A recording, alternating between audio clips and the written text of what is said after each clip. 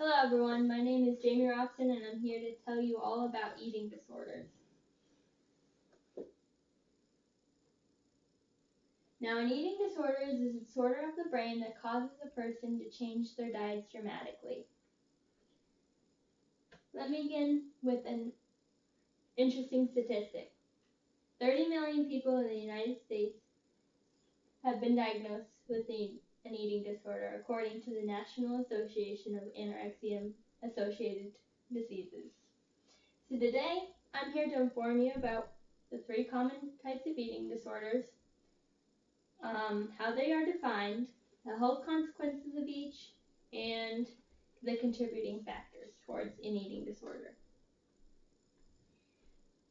As I stated before, the common eating disorders are anorexia, bulimia, and binge eating.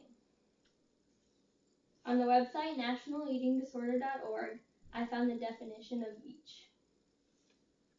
According to the site, anorexia is defined as an eating disorder characterized by fear of gaining weight, self-starvation, and a distorted body image.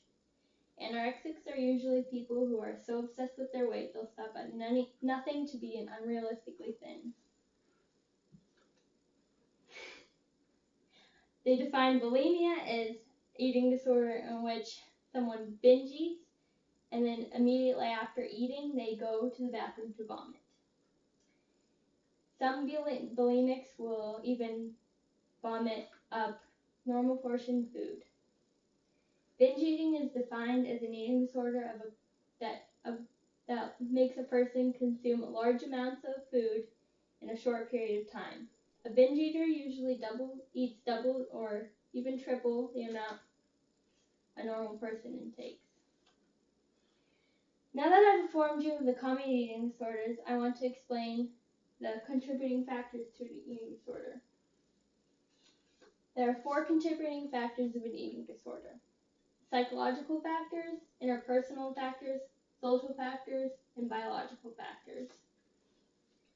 Some of the psychological factors include low self-esteem, lack of control, and depression.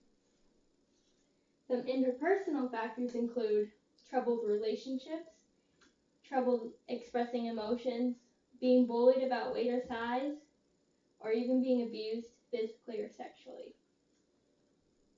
Some social factors include cultural pressures, narrow definition of beauty, and stress.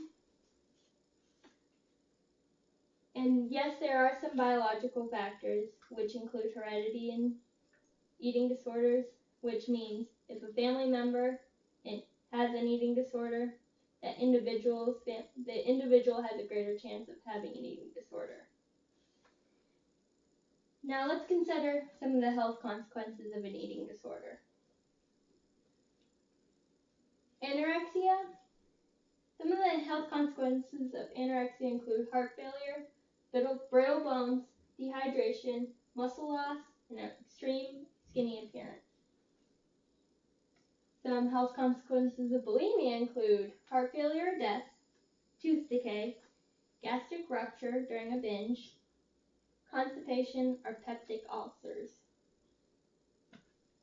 And health consequences of binge eating include obesity, heart disease, high cholesterol, diabetes, and gallbladder disease. Now, after giving you some health consequences, I want to discuss how to identify a person with an eating disorder. You can recognize a person with an eating disorder in 2 ways. The first way is by looking at how they behave. The other way is looking at how they look physically. To identify an anorexic, you look for a person who avoids food, someone who overexercises, and someone who wears oversized clothes. Physically, you look for constant weight loss, loss of muscle, hair loss, and skeleton-like appearance. A bulimic identification is you look for binge eating, weird food choices, constant vomiting, and weight obsession. Physical identification, you look for weight change, constipation, and enlargement of cheeks and neck. To identify a binge eater, you look for someone who eats large amounts of food, someone who eats even after eating a large meal, someone who hoards food and eats alone. Some physical identification factors include constant weight gain and obese appearance. To summarize my speech, I defined common types of eating disorders. I gave you the contributing factors of an eating disorder, gave you the health consequences, and gave you how to identify an eating disorder. Thank you for your time, and I hope you've learned what an eating disorder is.